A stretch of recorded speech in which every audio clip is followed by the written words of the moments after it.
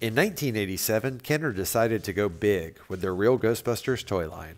Having already released multiple versions of all four Ghostbusters, not to mention Slimer, Stay Puft, and the Ecto-1, it was time to drop what many consider to be the crown jewel of the toy line, the Ghostbusters Firehouse headquarters. And today we'll be taking a look at the Ghostbusters Firehouse, here on KREED'S Collection.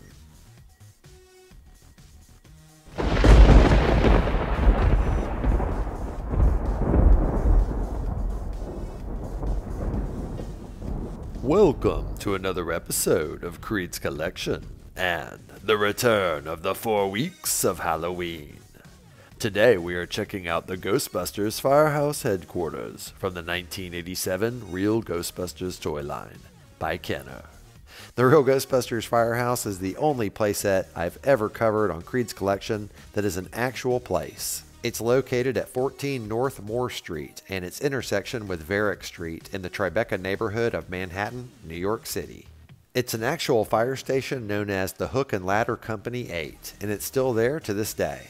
It was made famous when Dan Aykroyd, the creator of Ghostbusters, chose it to be their headquarters. It was also used in the animated show The Real Ghostbusters and eventually immortalized in plastic by Kenner. And now that we know a bit more about the Ghostbusters Firehouse, let's take a closer look. We'll start with the front of the building, which looks amazing. The bright red doors are iconic, and of course they swing open to allow the Ecto-1 to drive out. And of course the Ghostbusters sign is right there. We'll take a closer look at that in just a minute. But I do want to point out that there is this purple color here on the front, and I don't remember that from the show or the movie, but it looks pretty good. Let's go ahead and open up the front doors. To do so, there is a tab right here, so you actually have to lift the door handle up and over the tab and then pull it open. The other door has a flap on it, so you have to open the right door first. But now I have to point out one of the few problems with the Firehouse. As you can see, the doors don't cut away up here, so normally this would close up and that's part of the door frame, but you can see it's covered there. So the problem is the Ecto-1 cannot drive out with the gunner chair on top. If it were cut away, it would be able to, no problem. But as you can see from the side, the reason is because the first floor is actually right there. If you want to drive the Ecto-1 out, you have to remove the gunner chair, which luckily is very easy to do. And then the Ecto-1 drives out, no problem. Here's a close-up look of the Ghostbusters sign on the outside of the Firehouse. I think this looks really good. My only complaint though is there's no sticker on the back side of it.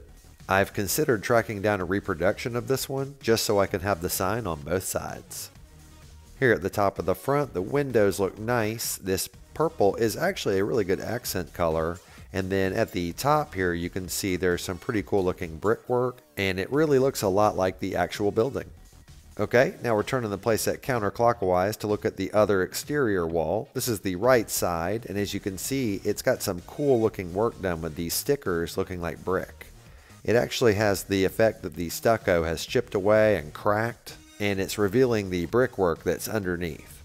It's a very simple but effective illusion, and I love it. Also, right here you can see a drain pipe, and it exits there. It actually runs the entire length of the Firehouse from the roof. Alright, now we're turning the playset counterclockwise again to show the back of the Firehouse, which is one of the open walls. There's the garage area, the second floor, and then of course the third floor where the Ghostbusters typically sleep. As a support for all the floors, they've used this industrial pipe, which is actually pretty cool. You can see there's smaller pipes on the outside of it, and obviously it's used for plumbing. Alright, once again another counterclockwise turn to show the left side of the playset, which of course is the second open wall. The stickers back here are all tools for working on the Ecto-1, and right here this is where you put the action figures so they can simulate sliding down the fire pole. And we'll take a look at that in just a little bit. Now that we have the exterior done, we're going to go ahead and take a look at the first floor in depth. Here's a better look at the platform that lets them slide down the pole, or more spin down it. And then back there you can see all the stickers I was talking about. Like I said, they all look like tools for working on the Ecto-1, or at least cleaning up. You can see a shop vac, a floor jack, an air compressor, and then it looks like a diagnostic machine. Also, right here on the floor of the Firehouse, you can see these indentions. There are 4 of them, and they are designed for the Ecto-1's wheels to slot into them. I actually like this feature quite a bit, but it does go into one of my second complaints, and it's that when you have the wheels slotted in to where they go, the doors will not close on the Firehouse. I imagine the designers thought this would be a cool way to display the Ecto-1, but as you can see from the side, it's way too wide to fit inside the garage. The second floor of the Ghostbusters Firehouse is kind of like a library, but I have to say, here's another small complaint about these rails. I wish they were one piece because they tend to droop from gravity. There are 2 stickers on the second floor, right there, and they're basically just books, and that's why I refer to this as the library. We'll go ahead and throw Peter right here on the balcony, and then we'll put Ray over here on the other side, just so you can see some scale. I'll bet Ray is looking for his copy of Tobin's Spirit Guide. Here's a better look at the sticker closest to Peter. There's a bust and a cola can, some scrolls, and then a few books on there. And then the one that's over by Ray is just more books. Alright, we've made our way to the 3rd floor of the Firehouse. This is where the Ghostbusters typically sleep, but if you look here in the floor, there is this grate right here. And it's designed so that you can pour slime through the top, and it drips down all the way through to the bottom floor. That's why there are 2 pegs right here. It's so that when the slime drips down, the figures don't fall over. Back between the 2 windows, there is a picture of this old woman, and I'm going to assume that's Ray's grandmother because they mortgaged his grandparents' house to start the Ghostbusters. Alright, now we're going to go ahead and take a look at how the fire pole works. I bet you thought I forgot. So you have to take the base here, and you have to wind it all the way up this pole. And man, this takes forever. But anyway, once you get it to the top, there is a little tooth right here on the 3rd floor. And you want to use a switch on the roof here to push it over that tooth. That holds the platform in place. Now you want to take your figures and put them here on the pegs, and that simulates them holding onto the pole. So we'll take Ray here, we'll stick him down on the peg, and then we're going to put our hand on top of the switch here on the roof, and then we pull the switch, and away he goes down to the 1st floor. Wow! This pole is great. That's what she said, Ray. That's what she said. Now we're going to take a look at the top of the Firehouse where you can see some cool details like this electrical conduit. Here's the switch for releasing the fire pole. There's some cool smokestacks here, and in general, they did a good job. You can see the grate right there where you can pour the slime through. And I just want to point out that I turned the unit to show the roof. So this is actually the back now, and the front, of course, is right there. Now we're going to take a look at the Containment Unit, one of the included accessories with the Firehouse. This is actually pretty good. It's the same color, of course, red, and it's suitably large for storing tons of ghosts. And it's got enough details and design work to it that it doesn't look like just a big red block. So, good job overall. The second accessory with the Firehouse is this ghost trap. It's got a handle right there, and I know what you're thinking. This doesn't look anything like a ghost trap. The door is on the bottom. It's way too big and bright red. I mean, honestly, it's like they could have detailed it to look more like a trap here on the top, but they just didn't. They didn't even make it black. But here's the thing. It works really good for what it does. So you can put the ghost trap on top of the containment unit like so, and it's easily removed. And the reason for this is because you can actually put a ghost in the containment unit.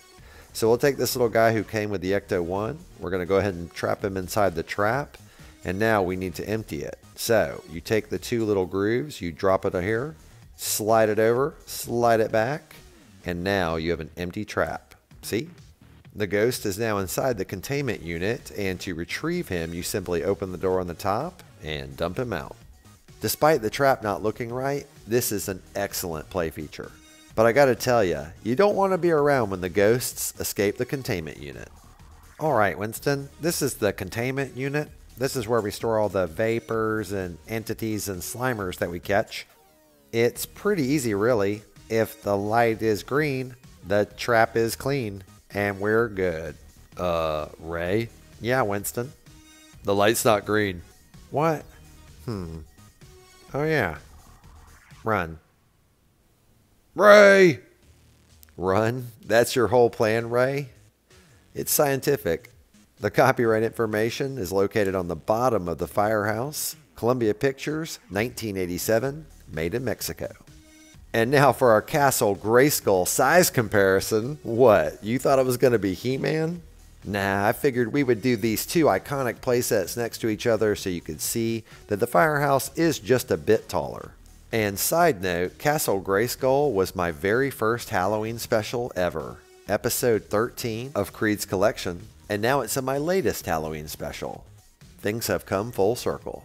And here's a real Ghostbusters size comparison, all the Ghostbusters, the Ecto-1, and the Firehouse together.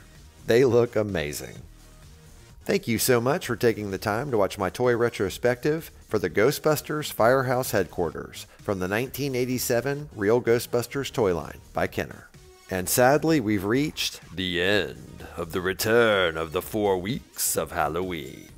I really hope you enjoyed this year's event. I went all out to give you as much content as I could. 8 episodes, which is a record for me. I've never done that many in 1 month. And I even set up a whole new studio so I could do giant toys like the Firehouse. I could never do something this big before. This is a whole new setup that I hope to share with you guys soon. If you enjoyed the video, please hit the like button and leave a comment. I love reading and responding to them. And if you haven't already, click that subscribe button. It is free. I do a retrospective on a toy from my vintage collection every Wednesday. So hope to see you next week and every week after here on Creed's Collection.